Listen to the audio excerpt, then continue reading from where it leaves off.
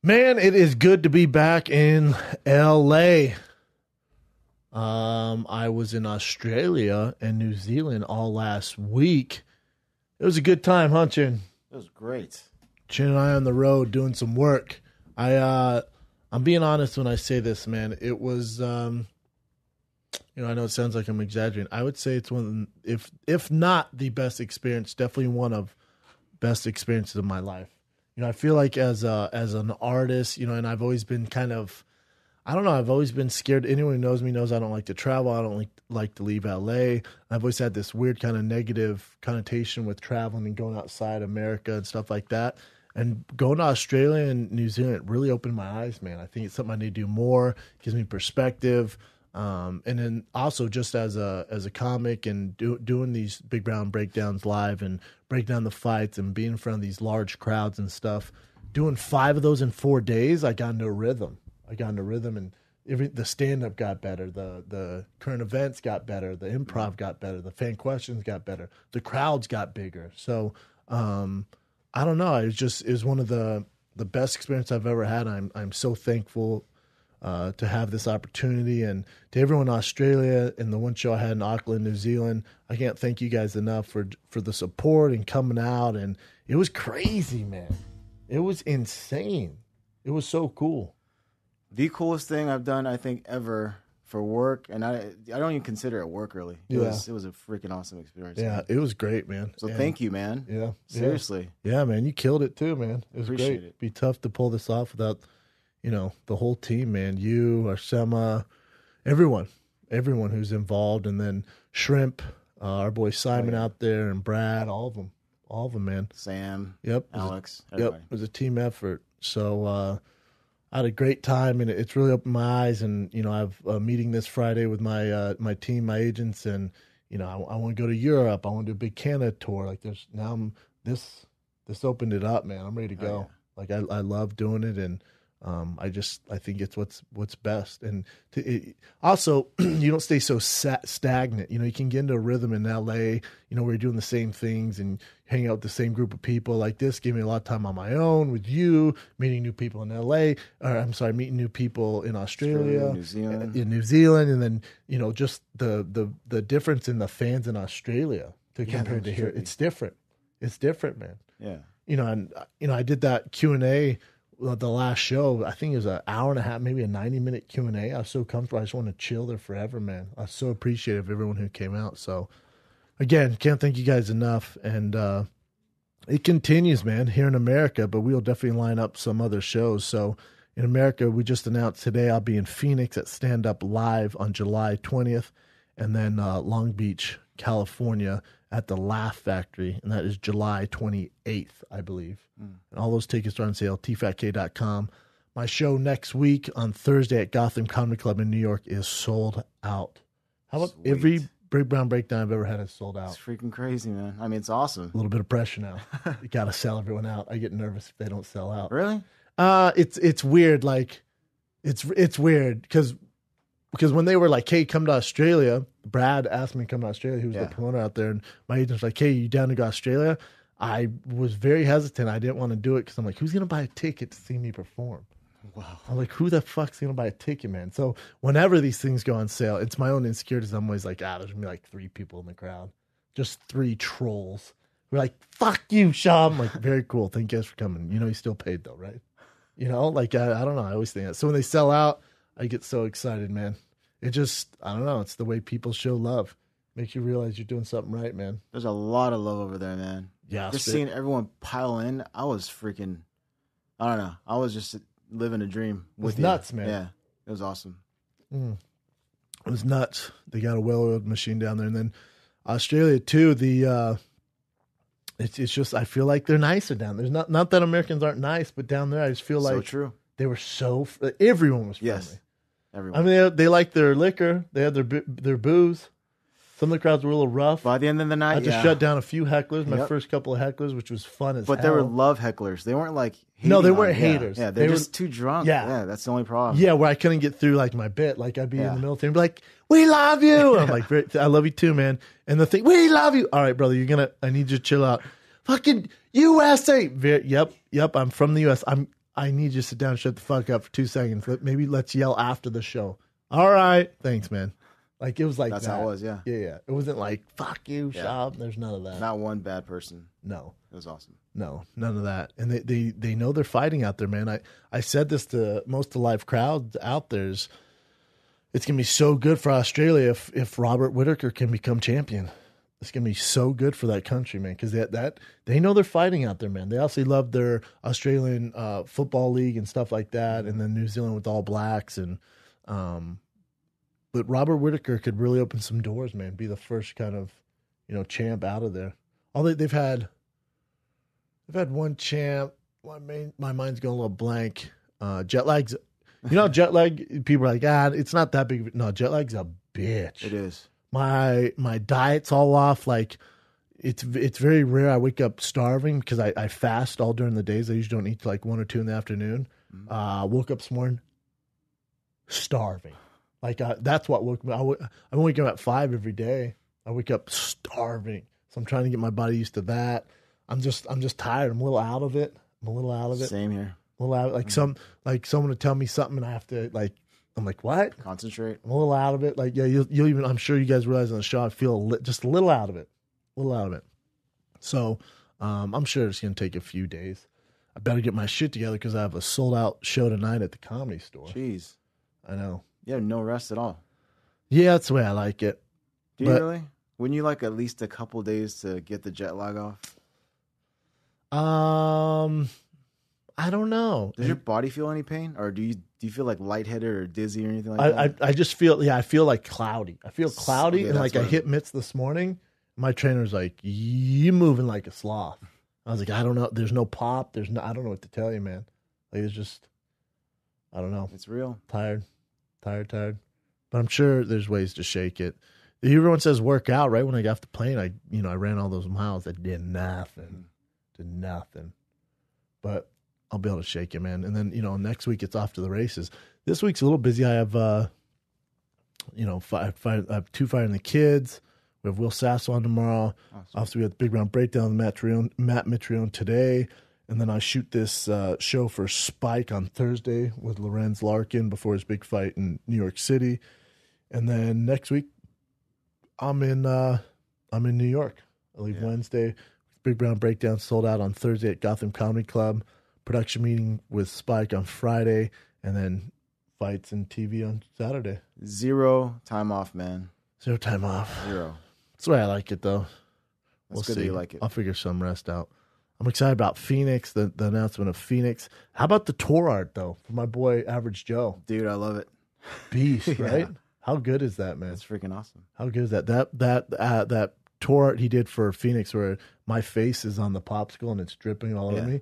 You'll see, like, obviously he did his spin on it, but that's a play off of the WWE CM Punk ad. Oh, okay. I know. I was like, where have I seen this before? Like, we were going back in ideas and we're sending ideas back and forth. And then he was like, drew up a sketch of me. I'm like, where have I seen that? And he told me, like, oh, that's brilliant. It's great. It's great, man. So he's getting freaking good. It's so tough to find a good artist, man. It is. I can't emphasize that enough, guys. That I used to work with multiple ones. You get one down-ass dude who's talented like that, it is freaking priceless, man. It's a beast. It's a super beast. The UFC, June's been a busy month for UFC, Bellator, for MMA in general. Usually June's a little bit of a slower month because everyone kicks off in July. But June's been busy, man. There's a lot of fights, a lot of big fights. And, obviously Bellator has their huge card next Saturday. And the UFC has a fight this Saturday. They had a fight last Saturday. Or I'm sorry, it's Sunday morning for us, right? But and where's it at? New Zealand? Auckland? Was? This one coming up. Is Singapore? Oh, yeah, it is Singapore. Singapore, right? I should remember that. Yeah, it's Singapore. Singapore, man. What's the time change there? No idea. God, I can't imagine when I was fighting. I'm trying to think. I fought in Brazil, which was, I think, 7 hours ahead, but Singapore's what? Damn. It's Wednesday, 4:51. Ooh. 5 a.m. there on a Wednesday. Is that 13-hour difference? 8, right? Oh, no, 13. You're right. Well, it's 8. So, yeah, you're about right. because it's +8 Mountain Standard Time. Mountain Standard Time's 2 hours here. So that's 10, right? I don't know. I can't even do the math anymore. Me neither. Either way, that's a bitch, man. I never fought in crazy time zone. You know, Brazil was the one international fight I had. Though Canada, if you count it, but the time zones aren't that crazy. I can't imagine trying to get in sync with your body and doing that. That has to be such an issue that I've never considered till I traveled to Australia. That'd be a bitch. Say if I had to fight Mark Hunt like Derek Lewis did in Auckland, that'd be a bitch, man. To get up for that fight, it'd be tough to get. And you can warm up your body, but just your brain, it's just like, no, this one we shut it down, man. What are you doing? And you can say, well, you can train in America at the same time. It's tough. That's a factor I never took into consideration until I traveled internationally like this. So you didn't feel this way at all in the Brazil one? I felt a little cloudy for sure. Not, it wasn't my best. Obviously, the performance vouches for itself. But I never considered that. So I'm taking consideration. You want to jump some of these current events? There's a lot going on in the MMA world. There's a lot. And some stuff just popped up. Oh, yeah? What do we got? This is the first one. So, Team Alpha Male. Uriah Faber said on Ariel's podcast that they're actually doing sponsorships with a flight company. I forgot the name of the company, but it was they offered jets, like 4 different jets for Team Alpha Male for a year. So whenever they have to ship people off to whatever, city or country, they're set. Wow, that's huge. Because one of the biggest bitches in being a professional fighter is, scheduling flights, and it's expensive. It's because when I fought in Brazil, I had to pay. The UFC only covered me plus one, so I had to pay for 2 other guys and their hotel. Granted, this doesn't take hotel into account, but the flights, that's priceless, man. That's such a good deal, dude. Uriah Faber, you're talking Mount stuff? Rushmore. Uriah Faber's a beast of a businessman. Super monster when it comes to being a businessman. That's really, really cool, man. It's good for his team too, right? Great for his team. They have a high level, super high level stable of fighters. That's huge, man. Shout out to Uriah Faber. Love that guy. What else you got? All right, this just in. Yesterday, Sean Grande, who does the commentating for Bellator, he said that this year is going to be his last year, so he's bailing. He's out. And he said it was because of his family and his health, and it just got overwhelming. There's too many shows and traveling too much, so he's done, and he hinted that 2 people were going to replace him. Hold on. Is that his girl? The girl from, is that his girl right there? I don't know. Huh. In this picture? Yeah. I'm going to imagine it's his girl. Why? Does she? Well, she's from, she was on Cold Pizza, and she was on ESPN forever. She was brilliant. Oh. Carry on, though. They are married. Carry on. So, yeah, he hinted that 2 people are going to replace him, 2 old school people.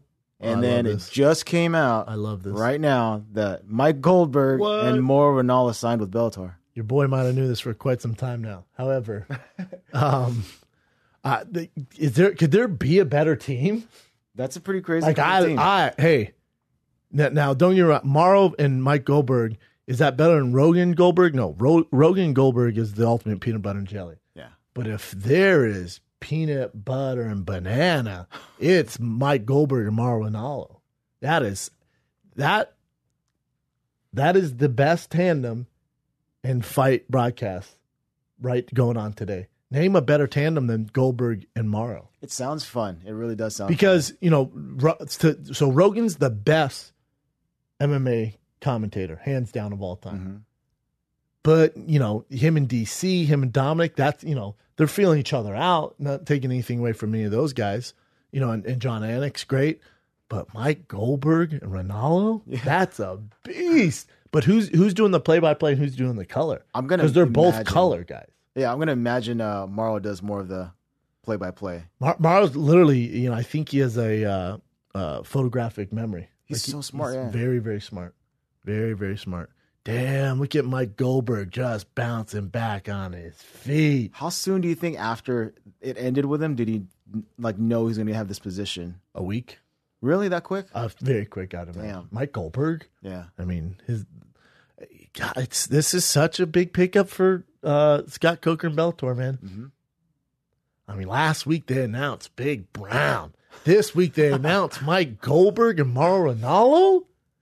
Let me get my whistle wet and jump in between them If you think the tandem that the UFC's doing with Rogan, DC, and John Anik is fun, Goldberg, Ronaldo, and myself, you fucking shit me? You're welcome, Scott Coker. Let these MMA masterminds jump on the mic and give people a show, for God's sakes. That'd be so fun, dude. So what about that? We haven't even spoke about that. I haven't even brought it up. I haven't even thought of it till I just saw this. God dang, that is a great signing by Bellator. They're making the right moves, man. It's exciting stuff. Super, super exciting stuff. I do want to see how it would be like all three of you. That'd be freaking crazy. Three's chaos. Three's wrangling cats. Someone has to, But you said it that both of them are like sort of colorish. Both of them are colorish, and then Morrow. I love Morrow, and he knows this. When we had Morrow and Boss on here, it was hard for Boss to get a word out. That is true. Morrow likes to talk. I do too. And then Goldberg obviously does his thing. That makes good TV too, though. Hell yeah. Hell yeah. That's exciting. And they start in New York. They're doing it on this Madison Square Garden card, right? Oh, I don't know that. But I'm going to imagine they would have to, right? I'm pretty sure they're so June 24 marks the White Surplus, which airs, all right. The addition of highly regarded announcers. Yeah, when's he start? Right. Goldberg last January. Damn, so they got rid of Homeboy there, huh? God, that's brilliant. You're right. So they'll be joining on the televised broadcast team for the June 24th MMA extravaganza at Bellator. And so then they're going to keep Homeboy. Sean. No, not Sean. The other guy, the bald head guy. Dear God. Jimmy Smith. Jimmy Smith? Yeah. Yeah, I didn't see anything about him leaving. So that's another good question. Geez, because they have a lot of shows, people. They have a lot of shows. Oh, yeah, just like the UFC. So you can do, something over in this country. Yeah, I would imagine Goldberg and Morrow aren't going to be doing like the Oklahoma show or like Wisconsin small cards. That's a great freaking pickup for Bellator, man. Because of the voice of the people, it makes such a big difference. Because Morrow and Goldberg have personality, they bring that color to light, The way the UFC's going, they're getting so 9-to-5 suit and very calculated and very baseball MLB. NBA does a good job bringing some color to it, but NFL doesn't, So I think it's a mistake to think people want that black and white. Look at the right hand by Conor McGregor here. He's looking light on his feet, a record of 14-2. Last time he fought, I'm not trying to hear that bullshit. Yeah. I like a little flavor in my commentating. It's one of the reasons why the companions do so well. Because you can turn off that bullshit and turn on guys balls deep in wine and cheese. Spitting some truth. You know what I'm saying? Mm-hmm. So such a big, important moment for Bellator here. Love me some Mike Goldberg. Love Goldberg. All right, what else you got, man? Let's move on to this. So we talked about this at the show. Demetrius Johnson, he was talking about how Dana White's kind of bullying him. And, he's going to close the division if he doesn't take the fight with TJ, all that. So Dana White finally responded. And then he said the same thing he said about Cyborg, too. How do you bully the best pound fighter in the world? Does anyone buy that anymore? I don't even know what it means. Well, he's saying, like, how do you bully one of the best fighters on the planet? No, bro. We're not talking about put him in a corner and socking him in the gut.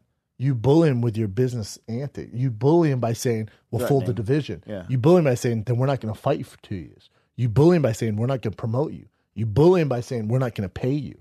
You bully him by saying, cool, we're going to put you on the undercard. You bully him by not giving anyone promote. Like, come on. Is anyone in the world buying that? So he goes, so what's it going on to say? How do you bully the pound for pound best fighter in the world? Are you kidding me? And what do you do? I'm assuming he did on the UFC podcast. I don't know where he did it at. Is that usually where they release that bullshit? But he did also say, I think... No, it was an interview with TMZ, which are usually, just so you guys know, are usually pre-planned. They call him, let him know where he's at, and tell him which questions to ask. So he was also saying that Demetrius was kind of not being truthful with everything he said. Like, they never threatened to close the division. And on the bottom here, he says, I never once threatened him that I would shut down the division.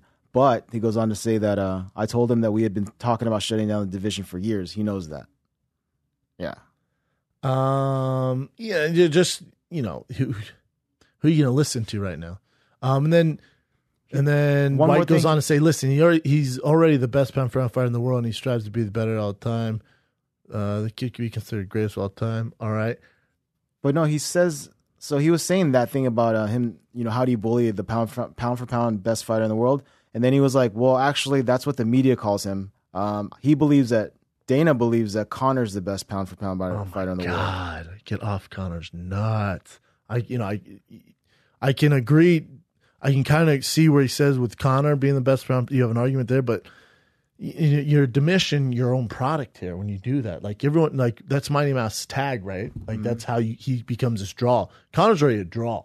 Conor's the biggest draw we've ever had. You don't need to add more to Conor's legacy saying he's the best pound for pound of all time. That's literally Mighty Mouse's thing. That's how he's tiny, yeah, but he's the best of all time. So let's see. First of all, when he did his deal, he didn't want pay-per-view points. Smart. He didn't want pay-per-view points. He wanted upfront money, no pay-per-view. He wasn't very confident in his ability to sell pay-per-views. That's fair because he's smaller. He has the lowest selling pay-per-view in the history of UFC in the modern era. So number one. So he has the number one selling pay-per-view in the history of UFC in the modern era. So that's number one. You're diminishing your product right there. He has why do we need to know that he has the lowest selling pay-per-view of all time? Does that help anyone? No. Does that help Demetrius? Does it help your product? Does it help the UFC? No. I think that a fight between him and TJ would be something people would actually be interested in and could sell previews and he could make money, but he absolutely refused to fight the guy. It's ridiculous. How can you not side with Demetrius Johnson here? I just don't get why, so when we refer to bullying, you're obviously not going to do shit to Demetrius Johnson physically, but this would be bullying to me. He didn't want pay-per-view. He has the lowest selling pay-per-view in the history of the UFC in modern era. You know what I'm saying? Like these low blows, man. I don't get it because you're diminishing your product. Demetrius is the best champion, most self champ of all time. Imagine if Roger Goodell came out, or if homeboy, the bald-headed dude, I always forget his name in the NBA, came out and was like, yeah, Spurs are good, but Tim Duncan's the lowest selling jersey we've ever had. The media would be like, why? Okay, why would you tell us that? Like, all right, well, he plays for you, man. Like, that's your product. It's just strange. I don't get it. I do not get it. What else you got? All right, the next one is Derek Lewis. I don't know if he was serious, but at the end of the fight, when he lost to Hunt, he just said, he thinks that's the last one. Yeah, and then I heard, I read something, maybe Stan said he talked to his coaches in the airport on the Anik Florian podcast. Shout out to Anik and Florian. Stan was saying on there that he spoke to his coaches like, it's not his last one. He just needs a break. I think he's fought he did fight a ton, 8 times in 7 months, something crazy. Or 12 times in 8 months. I think it's 12 times 8, something crazy, something nuts for a heavyweight. So, just going through camp and all that, I think, you lose a big fight like that. It's tough to make a decision in the heat of the moment, especially after getting concussed, stuff like that. So do I think it's the last one? No. Does he need that 6 months off? Should he take the rest of the year off? Yes. But, he's ranked number 6. Probably fell down to 8. You look at the other guys in the division. He's right there, man. 1 loss to Mark Hunt. Not a big deal. He just needs a break. He needs a big, big break. He's getting married. He just needs some time. I don't think it's his last one. He literally just needs rest. His back looked legitimately messed up, too. Yeah, I think it's a big problem. So maybe if you get a surgery or whatever you need, the injections, PRP, the UFC will pay for that now because it happened in the fight. So hopefully he can get his back taken care of, get healthy, take a little break. Come back, man. The heavyweight division is a lot of older guys. I don't think it's the right time to retire. Now, if he doesn't want to do it anymore, then he should retire. But it didn't seem that way. It did not seem that way. What else you got? All right, this one. You posted this on your social media that Mayweather and McGregor potentially has a date set. Yes, sir. It's prior to the Canelo GGG fight. Yeah, did you see? So there's a number of things that when I first saw it, I was like, I don't know if I'm going to repost this because, you know, maybe he has a lot of promotions. He has those other guys fighting his undercard. But then a guy who he promotes, Davis, I forget his first name, something Davis. I think it's Davis. He's a multi-time world champion. He's one of the youngest world champions in the world. He posted, I think, on Twitter and Instagram to a guy he wants to fight. He put, yo, let's just do it in August on the undercard of Mayweather. Oh, so he slipped? I feel like he slipped up because that guy doesn't know UFC or what's going on at all. So I think Deontay Davis, something like that, but monster. But I feel like he slipped up, and that makes it to me a little more validation there because he's like, we'll just do it on the undercard. Okay. What are you doing? The date? Just look at his name. Yeah, Gervonta Davis. Yeah. So go to his Instagram. Because he wants to fight this guy, and he literally says, you know, he's like, we'll just do it on the undercard. How would he know that? Yeah. Right there, the second one in. This guy? Yep. Oh, this is the dude that was badass on his last fight. He looked like a little tiny Mike Tyson. So check it out. Joe, this Davis guy says, all I'm saying is you don't have to go through all that. We can get it cracking on Mayweather versus McGregor and the winner fight Billy. Both your asses getting knocked out anyways, and I'm betting 100K on myself. So he doesn't say a date, but still. We can get on the under. You know, I just feel, and that announcement just came out. I feel like it's kind of lining up. Yeah. Thought that was interesting, though, because that's like Mayweather's protege. He's a multi-time world champion, just knocked another guy out. So, yeah, I mean, it's interesting. So a meeting scheduled for Wednesday in Las Vegas with Mayweather Promotions to formally request that date, August 26th. And then Conor tweets out, big news coming soon. Yeah, just today, right? Or I saw something today. Yeah, recently. So it's kind of adding up. They could be honey-dicking everyone. We don't see any of it, but I feel like it's pretty interesting. You see how they were saying that they're doing it because I don't know if it's to challenge the Triple G? Triple G Canelo fight, but it's like if you do it on August 26th, then people are not going to shell out the money for the Canelo fight. I don't know if that. Well, I mean, I guess I can see, you know, kind of an argument there, but when I post it too, people are like, "Oh, I'm getting Triple G Canelo," you know, and I get financially, maybe it doesn't make sense for you to buy both, you know, where you're at right now financially, but also if you can't afford it, you don't have to pick. You can watch both of them. Like, there's no reason to pick sides here. There's really not. They're both going to be spectacles. Yeah, I don't understand that either. But I'm guessing if you're going to spend $100 for this fight, and then I'm trying to think of in MMA, would you ever like miss another good fight because you spent $100 a couple months before, or I'm sorry, a month or two before? You know, when I was in college, yeah, I'd be like, I got to pick one here. Well, then, unless you get together with your friends and come up with, you know, the money, but then, you know, the bill's the bill. You know, I don't think it's that big of a deal. Because that's like UFC. Well, that's like UFC going out. Let's pull our July cards which is our usually our biggest shows. Like in MMA, July is usually the big dogs and the end of the year, right? That New Year's Eve card. So you got July, then you got the big ass New Year's Eve card. You have those two. So that's like them going, let's pull the July cards and make sure everyone buys this Conor Mayweather. UFC's like, nah, man. They just keep cranking them. You know. There's that fan base there, especially of this magnitude. I don't think it's going to affect Triple G Canelo.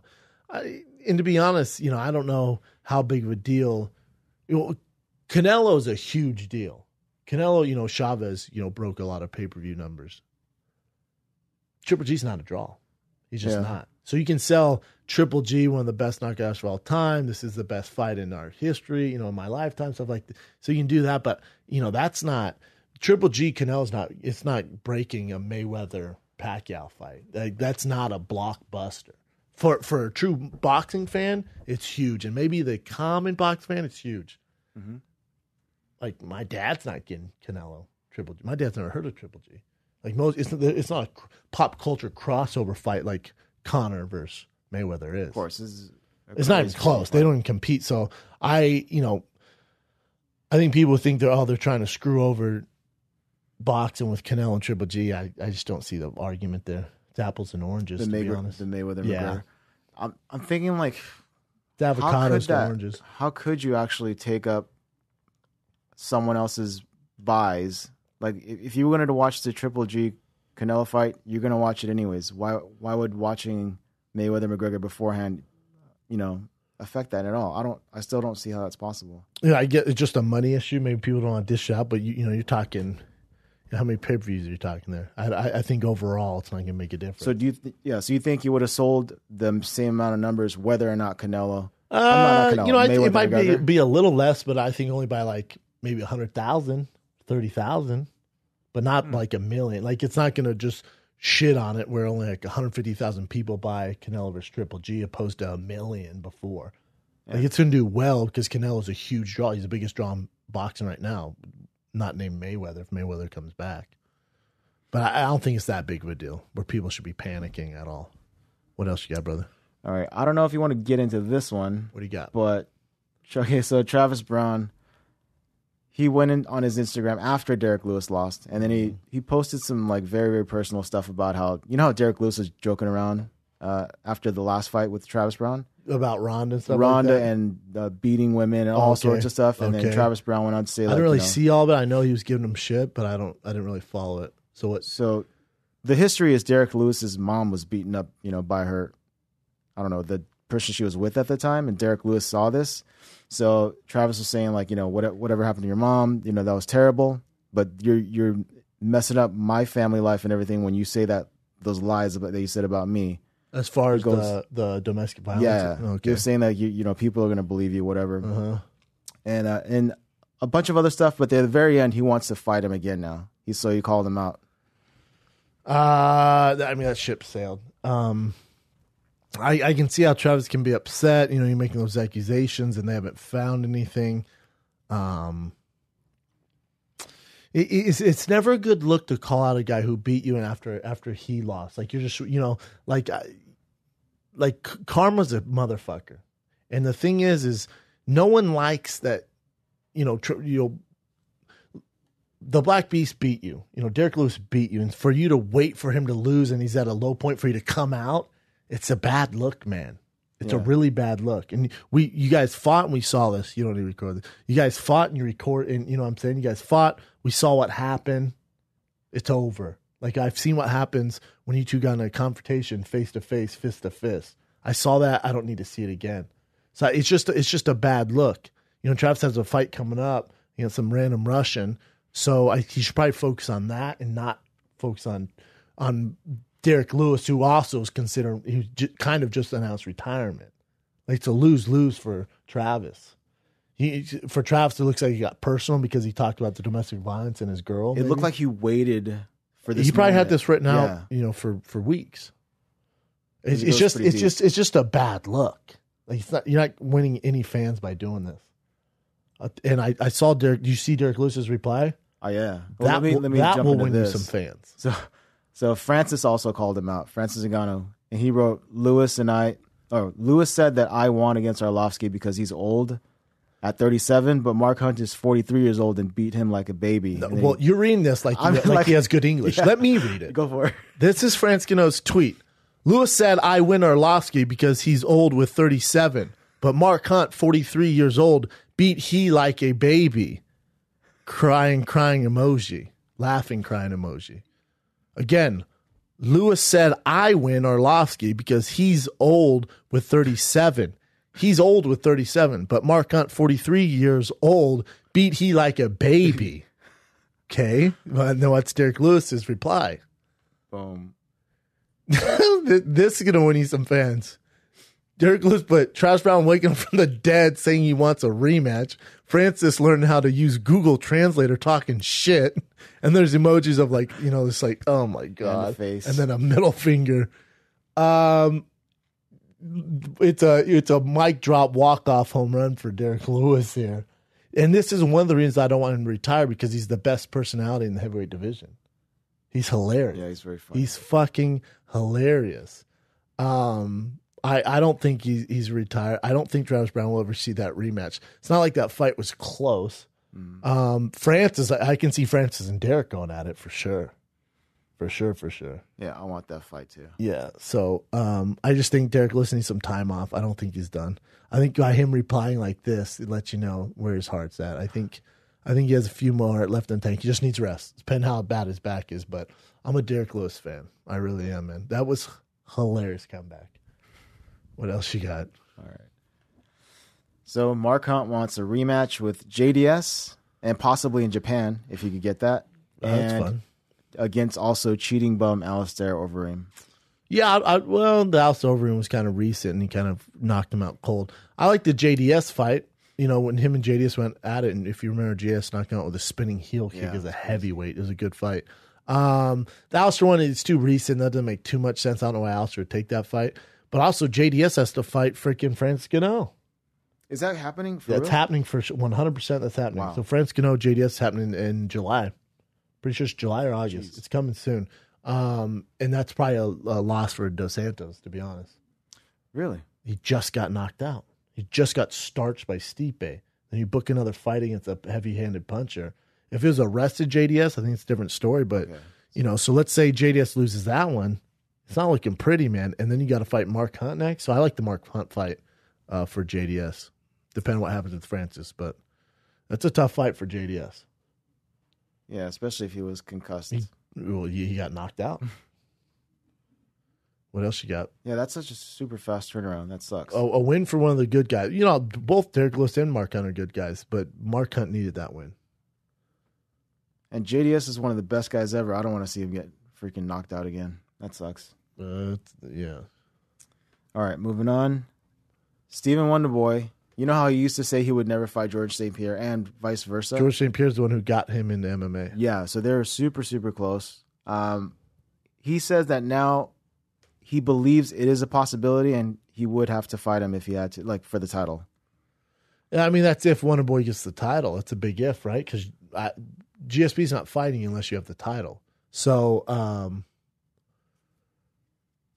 you know, unless Wonderboy can win his next fight against Masvidal or whoever, or Damian Maia, who knows who he's going to fight next. Until he wins that fight and gets the title, you know, the GSP talks all talk.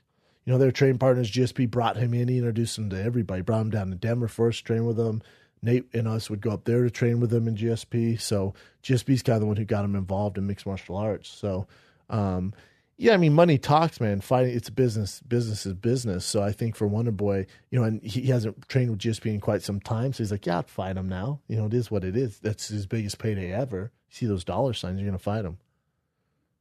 Would there be a reason for him to say this now? Like, couldn't he just not even say it at all and then just kind of move on until it actually happens? Why would he? How did the interview go? So scroll up for me. So he put, because you got to who was this? This is Yahoo. This is Yahoo, but it was on. I remember him saying something about GSP going for the 185 thing. And since he wasn't going to go there, now that he's come back to 170, now the discussion is real. So he put, before my last fight, Tyron fight, GSP told me, I have no interest in fighting you. I've known you for a long time. You're a good friend of mine. I have no interest in fighting you. Thompson added, and I was like, all right, sweet. But then he was going up to 85 to fight Bisping. Now that I didn't win, I'm still there, and still it could be. Is this Francis Gano speaking? But then he was going up to 85 to fight Bisping. Now that I didn't win, I'm still there, and still it could be a possibility for me to get that title shot and fight for it again. But if he's the welterweight champion, that's my goal, man, so it may happen. You know, it's a lot of red tape. Like, there's a lot if this, and if this were to work out. It's not like Wonderboy's going, I'll fight GSP right now. He's saying, man, if, you know, I lost my last fight, if I win my next one and they offer me a title shot, GSP's there, I'm going to have to take it. It's not like he's saying, give me GSP. I know, but still, isn't that a little weird too, though? Like, it's not. It's business. And also, it's a smart move because you can deal with it at the time. But if you go, I'm never fighting GSP, then the UFC's probably not going to give you a very easy path to the title shot because they know you're not going to fight your friend. They don't want to deal with that bullshit. And there's a lot of guys at 70 who will fight GSP. Everyone will, except for Wonderboy. So Wonderboy's going, I'll do it if that's what it takes to become the champ, and that makes sense.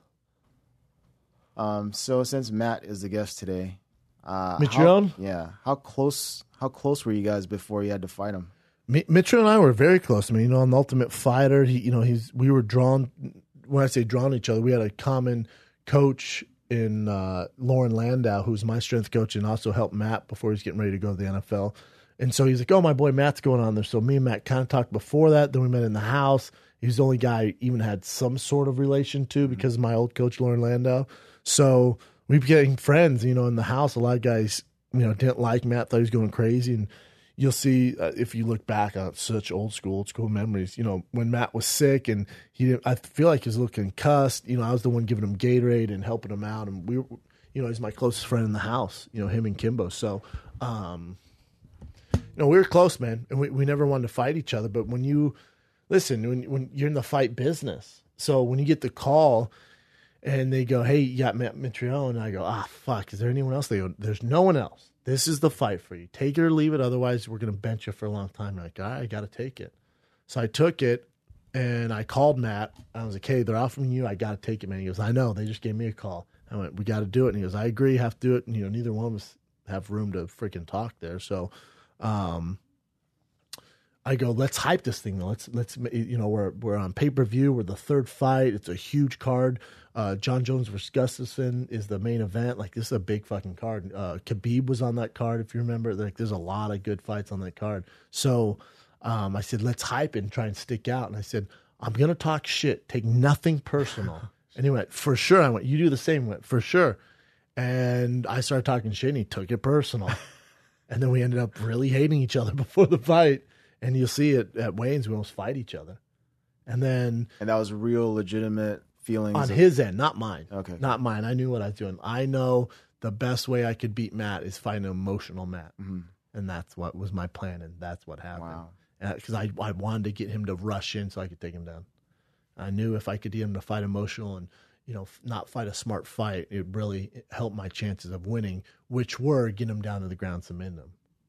So I wanted him to be aggressive and come at me. And the way I did this by talking shit about him and his wife. But I told him before, I gave him a freaking warning, man. I'm going to say some shit. Take nothing personal. And he went, for sure. I went, nothing's off limits. Oh, man.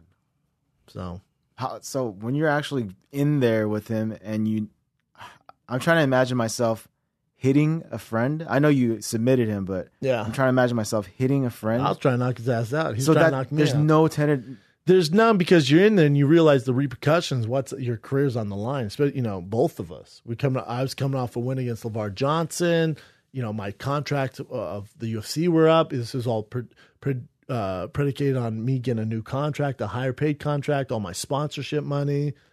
And I love Matt, but I love my bank account taking care of my family a lot more. So if you give me the choice, I'm going to have to punch Matt square in the face as hard as I can. How about this? And he felt the same. I'm sure he had to, right?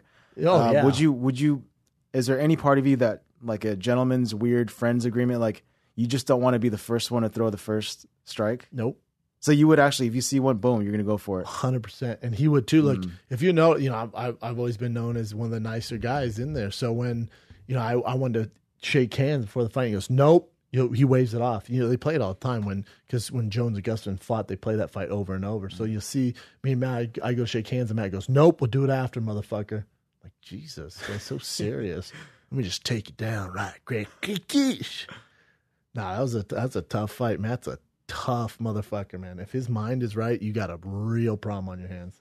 One of the most athletic guys ever to grace the octagon. He's a nightmare to deal with.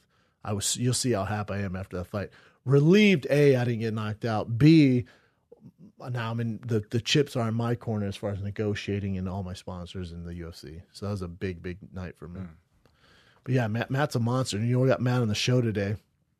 And we're opening some more call-ins because we've been doing a show a few months now, and to get all the MMA personalities that we want on the show, it's tough to get everyone in LA. Yeah. So Chin and I decided to open up to call-ins, and I think it's good. I have no problem with it. I prefer to have them in person. I always like to do interviews in person. Mm-hmm. That's more my style, and I like to have them on for at least an hour and really talk about more than fighting. But when you do call-ins, you only have a certain amount of time. The good thing is Matt and I know each other, so when you guys listen to this interview, it's like two friends talking. We probably should edit some of it because we're just kind of talking shit. But Matt's a close friend. Matt and I talk quite a bit. Not when he's in camp, and this fight with Matt and Fedor. Matt's not like me. Like I love fighting. I love the UFC. I love Bellator. Like I love the history of fighting. And Fedor, you guys make fun of me because I have 50 guys on my Mount Rushmore, but Fedor's on everyone's Mount Rushmore. Everyone's. If you only have 2 guys, he's on there. If you have 50, sure as fuck on there. If you have 4, he's on there. If you have 10, he's on everyone's Mount Rushmore.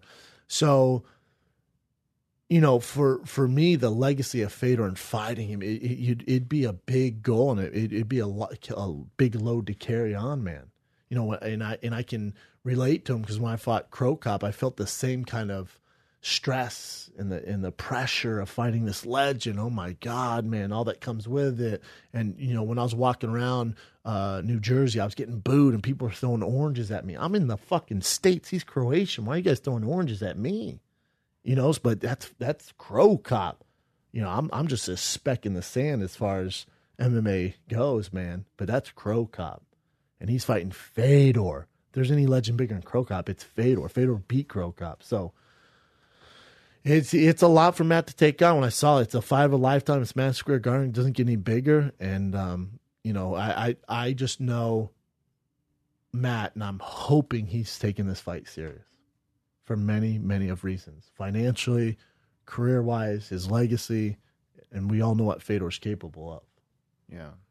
So, do you have any more, or do you want to move on? It's up to you. We got a few more. Give me 2 more, and I'm going to take a hard piss and then break down the Singapore card. Okay. Michael Bisping, he said that he believes there's 2 more fights left in him. The St. Pierre fight and then 1 more fight back in his home country. Yeah, that's fair. And then, so he is, I know you say all the time, if you have a thought of retirement in your mind, it's kind of like bad news. So him saying this is just kind of, ring some alarms in my head. I don't know. What do you think? Yeah, I think Bisping, to me, thank God he got his belt and he is where he is now. And, with his eye and his age and stuff like that, I'm just so happy that he's champ now. Mm-hmm. But he's also very fortunate that guys like Yoel Romero, Whitaker, Luke Rockhold, Mousasi, these animals aren't, chomping at the bit to get to him right now. He's in a place where he can fight GSP, hopefully, even though Dana says he's coming back at 70. So hopefully he gets that mega fight with GSP. Then he gets one glory fight in England, and he sails off to the sunset, keeps doing movies, and he's a beast of an analyst. I've worked with Bisping. He's one of the best in the business. Brilliant mind, brilliant mouthpiece. So, hopefully he gets that GSP fight, gets paid. It's a huge payday. Gets by GSP, keeps his belt, and then he gets another fight in his home country against whoever for another big payday, and then he rides off to sunset, goes down as one of the great champions. By far the best European champion we've ever had. Fair enough. I love me some Bisping, man. So, yeah, I like his plan. 2, that makes sense. Get paid. Finally getting paid as a champ. Mega fight in your homeland. See ya. Does it mess him up, though, if he's already thinking about that, or is it just being smart? I think he's being smart. Obviously, if you're fighting a young guy, but he's not fighting these young guys. I don't think he's going to fight a Whitaker that last fight in London. I don't think he's fighting a Luke Rockhold Mousasi that last fight in London. I really don't. I think, he gets that big fight against GSP, who's had a 4-year layoff. That's definitely a winnable fight for Bisping. It's a huge, huge super fight. And then, you get who knows what in England, but I'm sure he's going to have some leverage there. So I like it. I actually like hearing that. Cool. All right, this one I wanted your take on too. So Andre Pederneiras, before Jose Aldo, like when he lost to Max Holloway, before Pederneiras said that when Aldo didn't want to throw kicks because Max would, counter with a punch, and Correct. Then he didn't want to keep doing that. Now he's coming out and saying that his leg was injured prior to the fight, and that's the reason why he didn't throw kicks. What kind of injury? Does he list it? He doesn't say what it is, but the commission didn't see it either? I said in the commission didn't see it either? Yeah, everyone has injuries. But do you think he's saying this because Aldo's going to be fighting again and doesn't want to?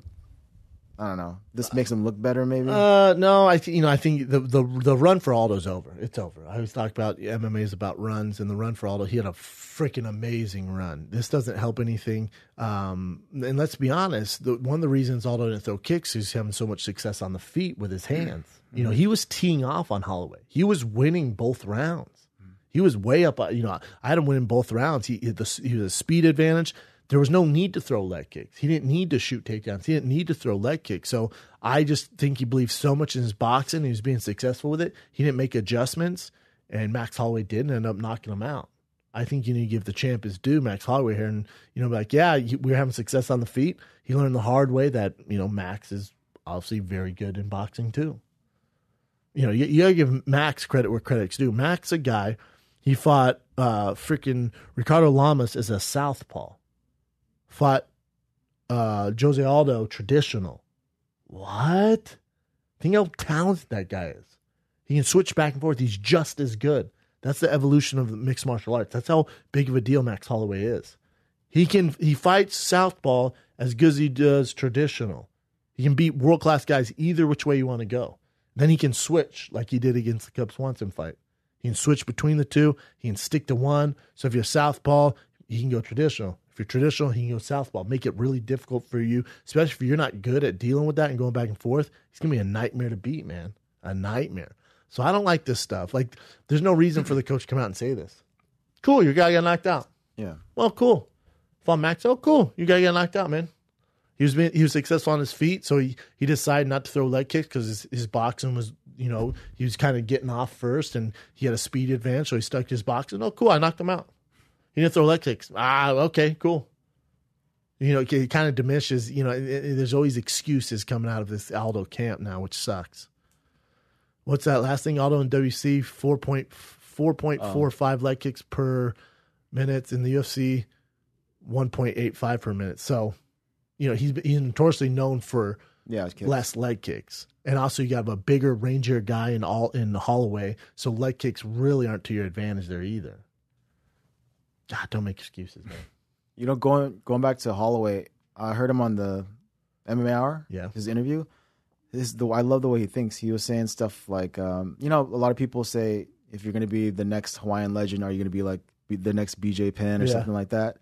And he's like, to all the younger ones that are coming up, you got to make your own bar, set your own bar. Like, be the person, be yourself, and then create that bar. And then he's like, I'm going to set mine here. The next guy that can, surpass mine, do it. Yes. I'll congratulate you, but that's brilliant. Create your own thing. That's brilliant because, he's correct. His style is completely different than BJ Penn. And it's just the way the game goes. His game is so much more evolved than BJ Penn. Max Holloway right now is the very, very best 145er in the world. It's not even close, to be honest. Like, there's some Yair Rodriguez matchups is a fun one, but he beats Yair. Frankie Edgar, which everyone wants to see because of Frankie's pace and wrestling, that's a tough fight for Frankie. So Holloway's creating his own path, and he's right. Yeah.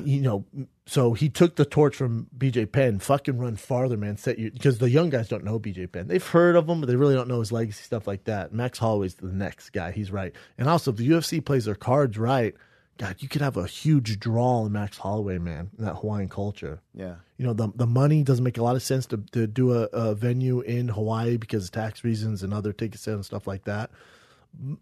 But I think you can build it, and they will come. And by they will come, meaning more Holloways. There's a shitload of Holloways in Hawaii, man. Not saying he's not a unique guy. I'm just saying there's a lot of fighters. Yeah, born fighters. Yes, a lot of born fighters. It's in their nature, it's in their blood. They're freaks, just in their DNA. They're born to fight. Like, they have that fight in them. So I would take a little bit of a loss from the UFC and really build over in Hawaii. I really would, man. Yeah, they've been asking for a fight there forever. And you have a champ, one of the best, so might as well do it. I got pissed hard. Go for it. So one more current event. What do you got? Dave Navarro is going to perform the national anthem at Bellator 180. Damn, Dave Navarro. Is he going to do it like the guitar style, or is he singing too? If it's the national anthem, I'm guessing he's going to sing it. Really? I should have read the entire article. It says perform. It is guitar. Yeah, it's just guitar. Mind. It's going to be sick. I'm all for that. I've always said this before. The UFC, MMA in general, Bellator included, why do they not play the national anthems? We do it in boxing. They do it in the NHL. They have 1 million European players.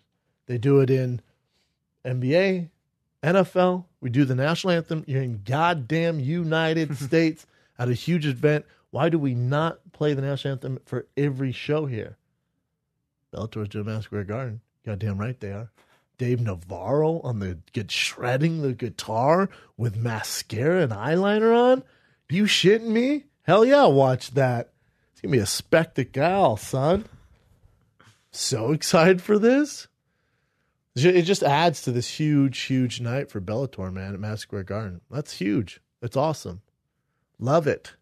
Is that it, brother? That's it. Should we break down this? I think it's on Fight Pass, right? Damn, I don't even know if it's on. Yeah, it's right. on Fight Pass, and for us, I think it airs Saturday morning. Actually, I don't know. Do you know if it's on Fight Pass? I can Google it right now. Or is it? It's UFC Fight Pass. Yeah, UFC Fight Pass main card. It's for sure Fight Pass. Oh yeah, there I see it right there. Yeah. I mean, let's just go through. I mean, the main card. It's actually a good card. It really is. I mean, there's nothing gonna blow your hair back at all. But the best fight's probably that Cody Covington versus Dong Hyun Kim. Dong Hyun Kim. He's Korean, right? Yeah, South Korea, son. There's two of them too. Same name. There is. It's weird. Confusing. He doesn't fight that often. He's a monster. Let's start with, you got Gomi fighting on the card, but we're not going to start with Gomi. He's a legend, so I have to mention his name. Safadine versus Dos Anjos. How crazy is it? This is just flying under the radar. I had no idea. No idea. Dos Anjos. Remember, Dos Anjos was champ, a year and a half ago? Yep. And then, he gets murked by Eddie Alvarez. Now he's fighting in freaking Singapore against Tariq Safadine on Fight Pass. Jesus. And Tariq Safadine, some of the best striking in the division. He's almost too calculated. He's almost too good of a striker where he doesn't really open his hands up. His takedown defense is really, really good. But, he lost to, who's fighting on the card, Dong Hyun Kim in a split decision. He lost to Rick Story. He's not your most exciting guy. If he wins, it's typically by decision. He's so calculated. He doesn't take a lot of risk. Dos Anjos has fallen on hard times a little bit. He's a guy who, he obviously lost to Eddie Alvarez, lost his belt to Eddie Alvarez, and then Tony Ferguson pieced him up. But there's nothing really to hang your head on there. He lost in decision, Tony Ferguson. Tony definitely did work there.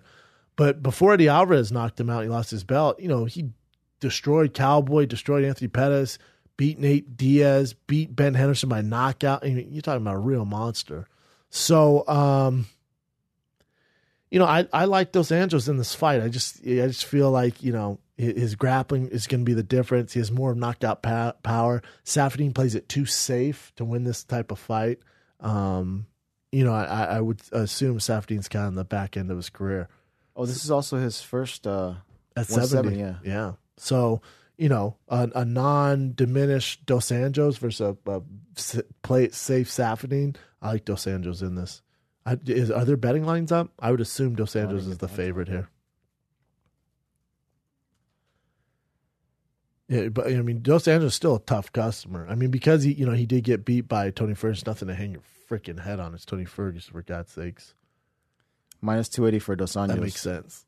Plus 240 for Safadine. That makes sense. And then the next fight, so I'll take Dos Anjos by decision. It's so tough to knock out Safadine. Like I said, he doesn't take a lot of risk. His striking's so high level.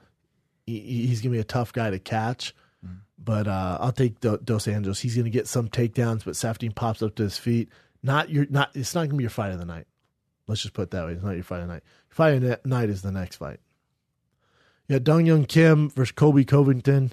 Cody's a guy who's on a tear right now. Dong Hyun Kim hasn't fought in quite some time. He did win his last fight split decision against Safadine. Not a great fight. But in the odd makers, if you look at the record, Dong Hyun Kim, he's only lost kind of the cream de la creme. He lost to Woodley through that spinning back fist, Damian Maia, and then he lost to Carlos Condit. So again, he's lost to the best of the best. Split decision Tariq Safadine. He doesn't fight often. He took basically a year off. He beat Dominic Waters, then a year off. He beat Safadine in a split decision. I like Colby. I think Colby's more of the he's a better striker, has more knockout power. He's younger. I like Cody in this. I think Cody too. His grappling is also going to be something that's in effect. But Dong Hyun Kim is obviously his judo's good. He's want to get underhooks, But I think if Cody can eventually get him down and get on top of him, he can kind of pound him out. If I had to pick a fight of the night, probably this one, Mm-hmm. And, Cody, he's going to be tough on top, man, with his background, All-American in wrestling, stuff like that. I assume, is Colby the favorite here? Because Dong Hyun Kim, his background, his history. Yeah, I'm going to guess Dong Hyun Kim, but let's check. Me too. I know Colby's the favorite, minus 220. There it is. Yeah. Oh, crap. All right, so I'm taking both favorites so far. Colby and Dos Anjos. Nothing new there. What else you got? Arlovsky versus Marcin Tybura. Goddamn, heavyweight is struggling. Look at Marcin's body. Click on Marcin for me. Give me 1 sec.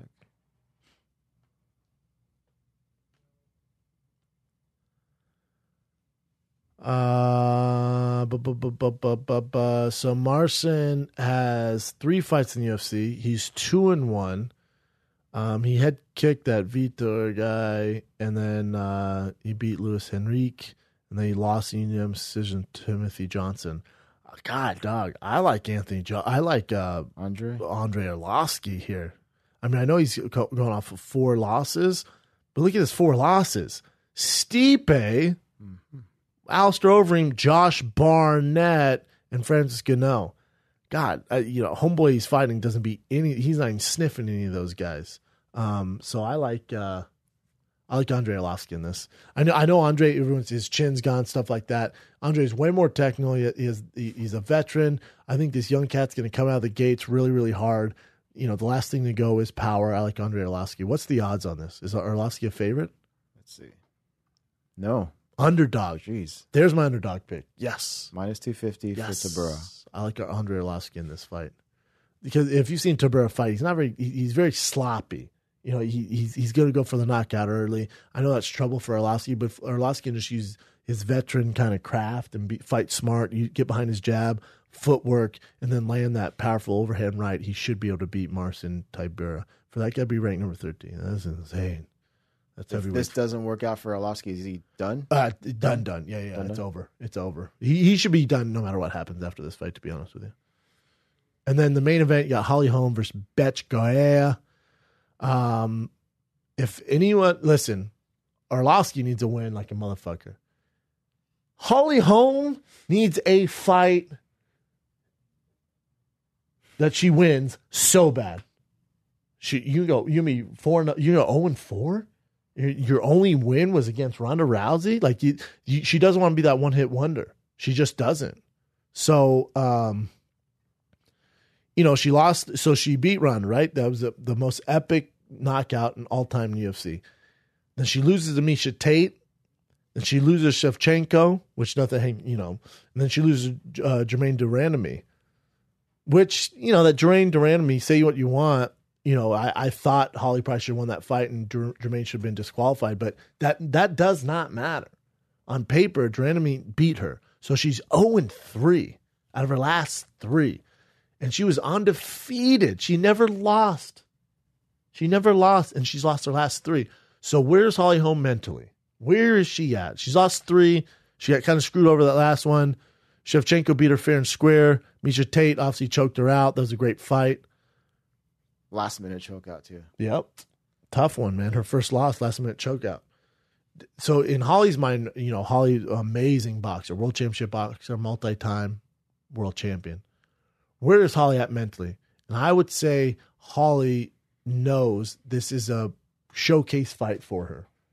This fight is set up stylistically for her to knock Betch out. She should knock Betch out however she wants. Betch should come forward, very similar to Ronda did, probably a little sloppier, a little more Brazilian tank-like. Mm-hmm. She should knock her out. She really should knock her out. If a lot of people remember Betch for getting knocked out by Ronda. So, MMA math never works, but still. Her last fight ended in a draw. Before that was a split decision. Before that was a split decision loss. This fight is tailor-made for Holly Holm to look good, knock her out, and then fight Cyborg next. That's what's going on here. It's in Singapore. No one's going to see it. Let's be honest. It's on Fight Pass. No one's going to watch it. All we need is a win out of Holly so she can be fed to Cyborg. That's what's going on there. And when I say fed, that's not an easy fight for Cyborg. Stylistically, this is a perfect matchup for Holly and Cyborg.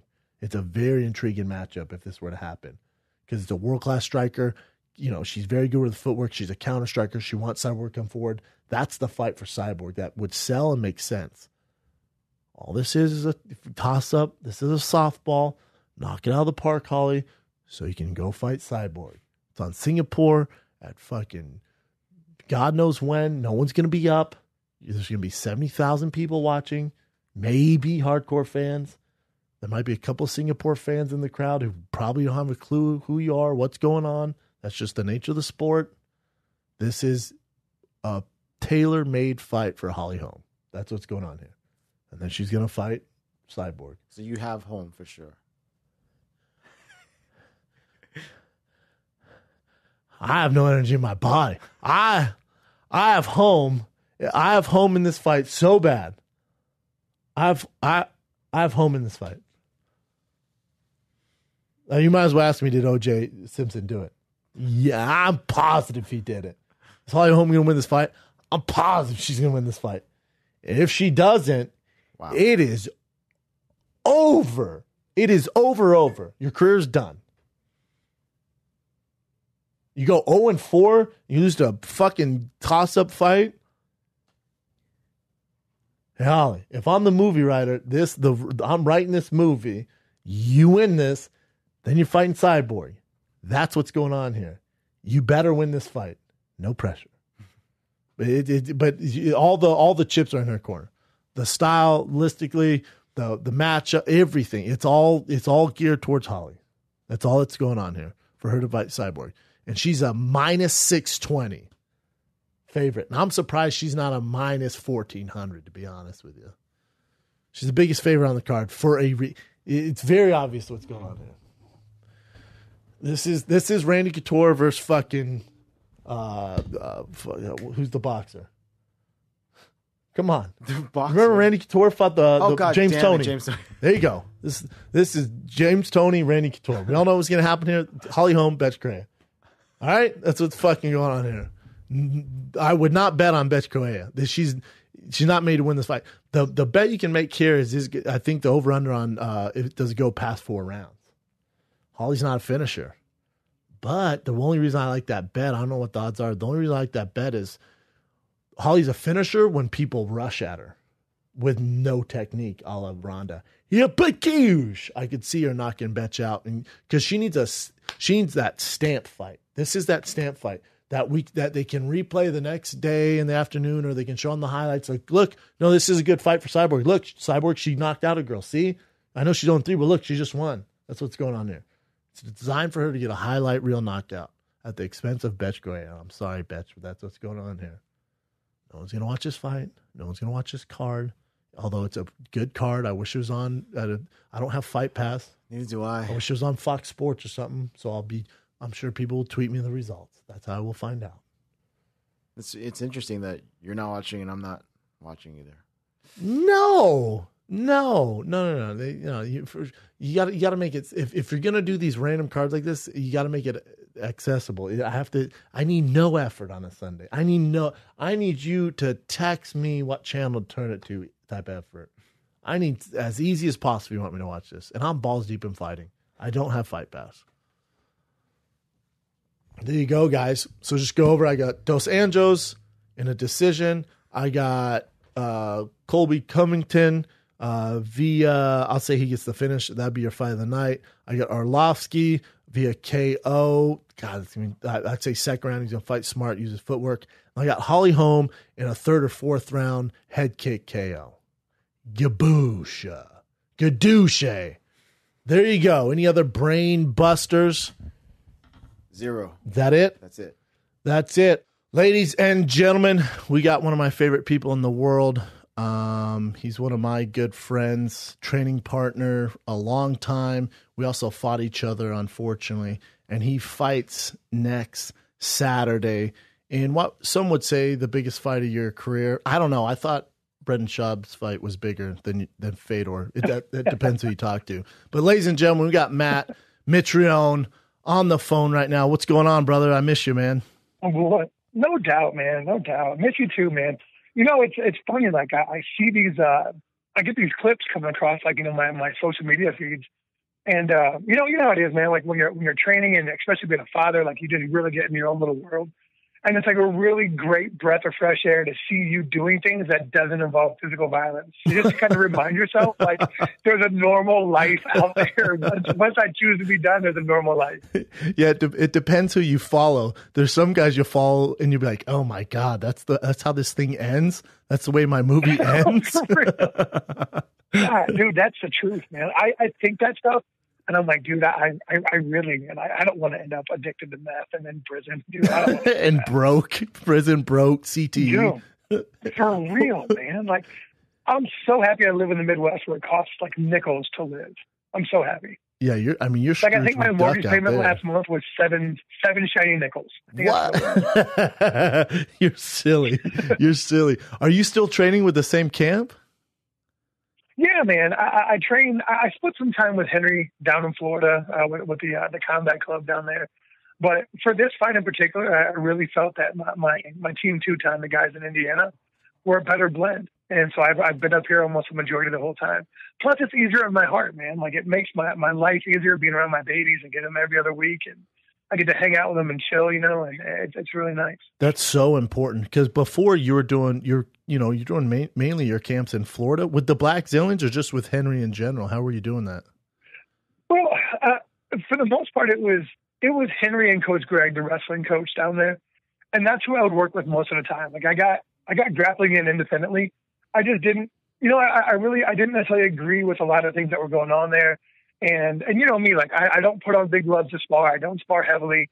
So, like, and Henry and I, like, even didn't see eye to eye on that for a little while. When I would come in on Fridays and not go heavy, he'd be like, you need to do that. I'm like, dude, trust me, I'm getting my work in. I know what I'm doing. I know how I'm doing it. And so now he just trusts me. He says, okay. And he says, I'll see you at the fight and go from there. But it works out pretty well. Well, to your credit, and we were talking before you came on the show, I was saying, Matt was the first guy I know who was like, you know what? I'm not sparring, man. I don't need to take punches to the head. I'm good. I've been doing this long enough. I don't need to get punched in the face. I'm going to save it for the night of the fight. And I remember, it's even when we were training, you never sparred. We'd grapple live, we'd wrestle live, but then you just kind of touch and play when we'd spar. And I thought, God, that's so weird. What is he doing, man? Because I was a meathead like everyone else. And your coach Henry Hoof, especially your coach out there for the Black Zillions for a long time. That Dutch style, they're all about hard sparring, and boxing's all about hard sparring. Yeah, 3 times a week, man, as much as you possibly can. And you were the very first guy I've ever heard who was like, "No, I'm not doing that, man. I'm all set on that." And then now it's kind of the smart guys I know, especially the vets. They're like, yeah, why would I waste my time getting punched in the face when no one's watching? I'm not getting paid for it. I know how to take punches, but that, to your credit, man, it was a really, really smart move, I thought. Thank you, man. I really appreciate that. What's funny is I joke around a lot about it, but like I have an invention that we're actually hoping to use for this fight here in New York, but it looks like it's going to get pushed off a little bit just because there's so much above. Run the fight already that we kind of get lost in being also ran versus the future. But like, I have this tracking, like a wearable technology microchip that I developed for myself. So that way Henry could actually see, like remotely view what I'm doing via microchips in a 3D image that go over it. Damn, that's dope. And so he can see my acceleration and power and velocity and G-force and actually can track my movements in live time, or it can store to a cloud. Wow. So I've actually come up with this technology, and it's for my sport. It's for me for traveling when I can't get down to my coaches. Uh-huh. But in that same vein, it's also like, I really believe that I saved my brain cells that allowed me to come up with that concept in order to come up with this by not sparring. Like, I really feel like I've helped myself in the future. That's brilliant, man. So it lives via in the cloud and online? Yeah. So like it's app-based, and it's web and app-based both. And it's a wearable technology, and you put certain amount of chips on your body, depending on what you want to triangulate or see or to visualize. And instead of having to have like a training partner keep you in frame on a camcorder, now you can actually move and do all your trainings And then when you get done, all you have to do is hit sync on your app, and it'll sync it. And then it goes to whoever you want to have included to have like privy to being to watch that training protocol. And then they'll send them off an email and say, Matt Mitrione just uploaded his last training protocol, and you can watch it that moment. You can watch it in 5 years from now up on the cloud, as long as that app is still running. Now I'm all about it. But I'm all about it, man. I like this is a brilliant idea. You fighting a Russian. You fighting a Russian. They can access those files. I don't know if you've put two and two together, but those Russians are pretty good at hacking shit online, sir. Hey, dude. Hey, that is extremely true. But that's the reason why I have one of my biggest operating partner. She's a friend of mine from up here at Purdue. I approached her about this idea, and she was like, dude, I've got people up here that can make that. And they're all here at Purdue. And I said, sweet, let's do it. So she actually has her PhD in cyber forensics and cybersecurity. So this thing is locked down tighter than a virgin on prom night, man. She's ready. We'll see. Those Russians beg to differ. Are you, dude, when I was so happy for you, man, when I saw that the Fedor fight was getting announced, and the way Bellator did it, you didn't find out, right? How'd that go down? Because you didn't find out till they announced it, because I don't think they wanted to get leaked legit, out there. Man. Like, they really wanted to keep it a big secret, and they gave me the contract, and they're like, look, man, before they gave it to you, said, look, we're going to do something unique. We're not going to tell you when, where, or for how much. We're just going to tell you it's worth your time. And okay. I was like, well, all right. I was like, can I go who? Can I know who? And they said, no, but I promise you it's worth your time. And I said, well, to hell with it, man. I'm down. I'm in the game for challenges, so I'm down for it.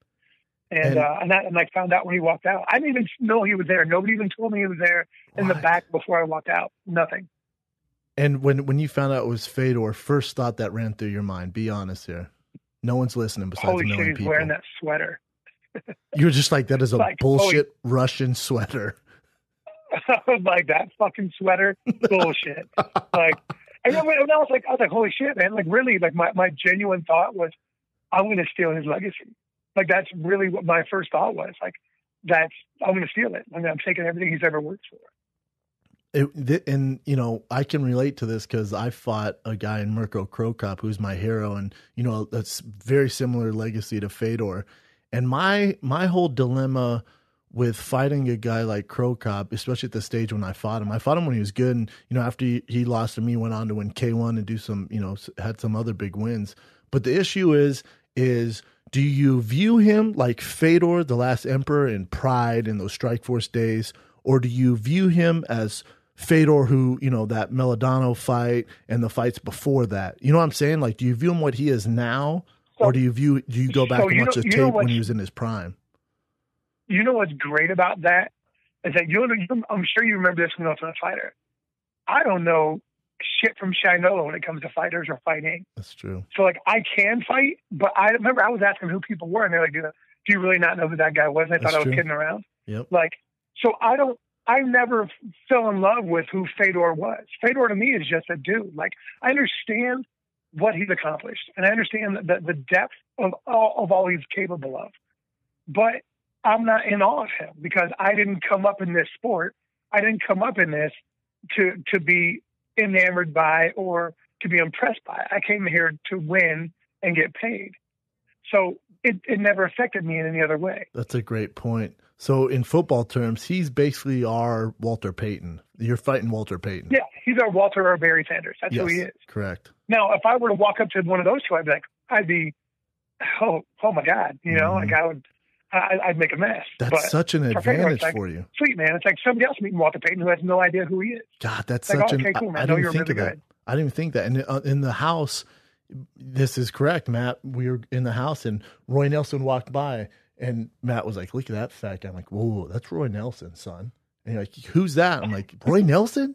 Jeez, man. Like you literally, when we talk fighting, you really didn't have a clue. And that's such an advantage in this fight because when I was fighting Krokop, I remember it really didn't seem real until he hit me with an elbow for the first time. I'm like, oh my God, yeah, this isn't your hero, man. This isn't the guy you grew up watching. Like he's literally trying to rip your head off. So it almost hurt me to a little bit of a point because I had so much respect for him. Or you look at a guy like Derek Brunson who fought Anderson Silva, who Silva was his hero. So the fight is so it's so much respect. It's a bad fight.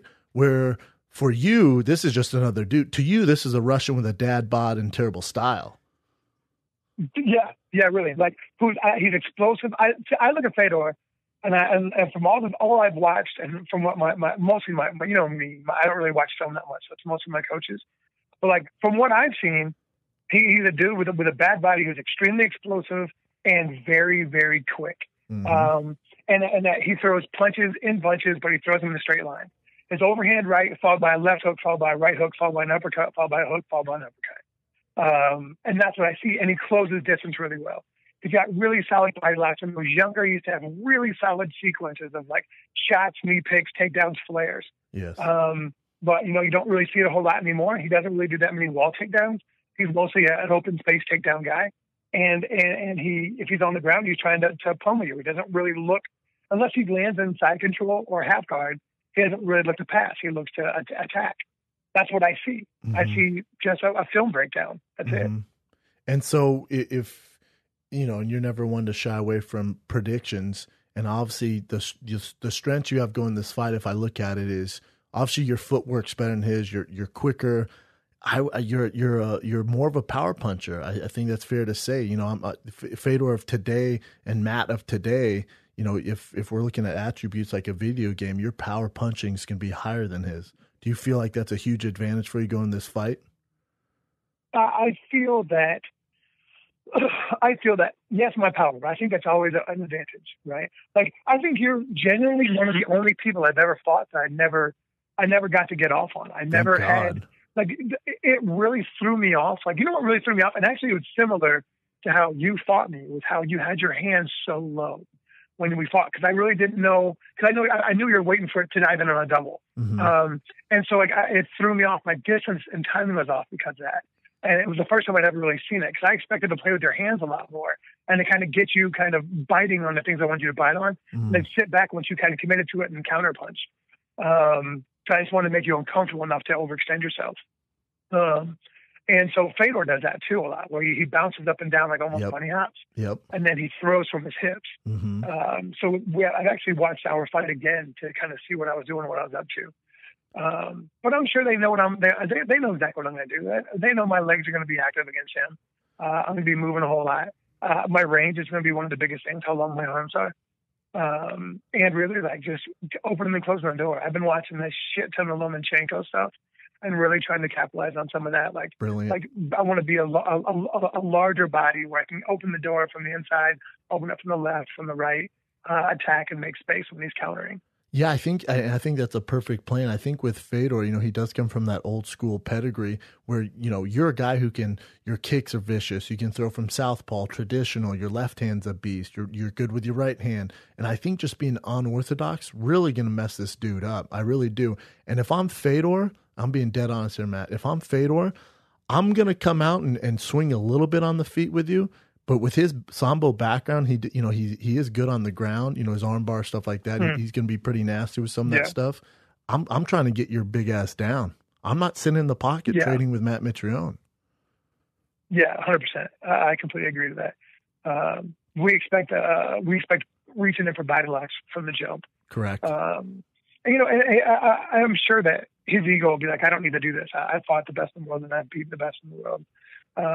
But you hope that, whatever he does, I feel like I'm extremely prepared for. Like, I've been preparing this fight for however long, it's a long ass time I've been on this grind. And, my body's free of kidney stones as far as I know. So there shouldn't be anything to hold this fight back again.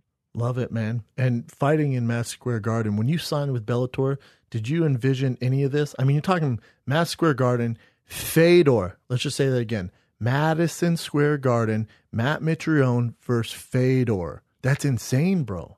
From the Ultimate Fighter to this, that's nuts. Yeah, dude. And think about this too. Like when I left the UFC, I told Lorenzo, I was like, dude, hey, for the most part, dude, go fuck yourself. I don't like that offer, and I'm not going to sign that shit. So just send me back my old contract where I have one fight left, and I'll be on my way. And to have this opportunity, and especially like with the paycheck and everything else, man, it's just bananas, dude. It's really, but it's, what it is, man. You know this from college football, from high school football. dude, if you don't believe in yourself, nobody else will. Correct. So you got to give yourself the credit that you deserve, and then you can be humble outside of it, but you need to give yourself the credit you deserve. Yeah, and I believe in myself. Yeah, you absolutely do, man. It's been paying off. I think, going to Bellator for anyone testing the free agent is a big risk. And, Phil was the first one to do it, Phil Davis, and I've had Ryan Bader on here, and, I've had Lorenz Larkin on here, and Lorenz is the newest guy to kind of sign with you guys. And everyone seems to have a common theme. Everyone who's doing this, from Rory McDonald, all you guys, man, everyone believes in themselves. And, with Ryan Bader, who I had on the show 2 weeks ago, I was talking to him. I said, you tell me if you can vouch for this, Matt. I feel like all you guys have this chip on your shoulder. Like it's to the UFC, like you guys messed up. Watch this. You guys, watch this. Because I feel like, do you feel the pressure that you have to prove to everyone that you made the right choice by signing with Bellator? No, not at all. I don't at all. I feel like you're like remember in high school when you were a damn good player, but say there was somebody else that was a little bit more of a stud, got more recruited than you, or like somebody slighted you, and that chip stayed on your shoulder for a while. Yep. Like that's how I feel now. Like I feel like it was when I didn't get drafted and got signed as a free agent. Ugh. Like I was salty. Like and I was like, I got so much to prove. Yep. Let me tell you how to go fuck yourself, and let me show you what I'm about to do. And I feel like that's where I ended up right now. And that's the chip I have right now. I love it, man. And I was curious, with Bellator, they signed Roy Nelson. The heavyweight division is pretty stacked for you guys. I look at the guys you're fighting, and you're fighting, decent guys. Let's be real here, Matt. You're not fighting any guys of your caliber. Fedor's probably the first one, if we're being honest. You're smoking guys in there. Do you see a championship in your future? Is that something you want? If all goes according to plan with Fedor, is a rematch with Czech Congo next, who's won 6 or 7 in a row? Or the thing is, like, it is I'm as competitive as they come, right? That's my biggest problem. I'm addicted to competition, and I just if it comes to like Czech Congo, I want to be like, dude, finish a fight, finish one fucking fight. And then come say my name out loud. Like, don't say my name when you don't do a fucking thing. Like when you bore a wrestler to sleep, that's when you're really doing some boring shit. Yeah, he's boring as fuck. I'll give you that. And I don't really know how to express it any other way.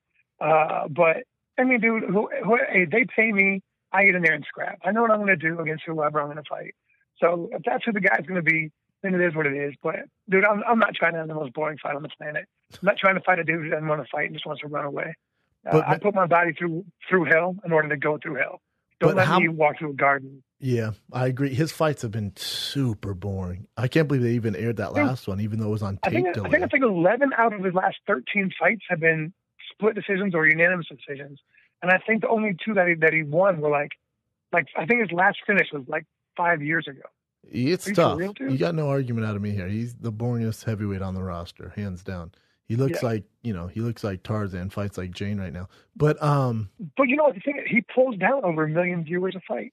Well, it's Czech Congo, man. He's been in the game forever, and there's always that he always has kind of that risk there. We can knock you out any given second, but I think he's an old vet. He's won 6 or 7 in a row. He wants to get that title shot, keep getting paid, not take any brain damage. So, and obviously he's. It's hard to argue because he's like, "What? I'm winning.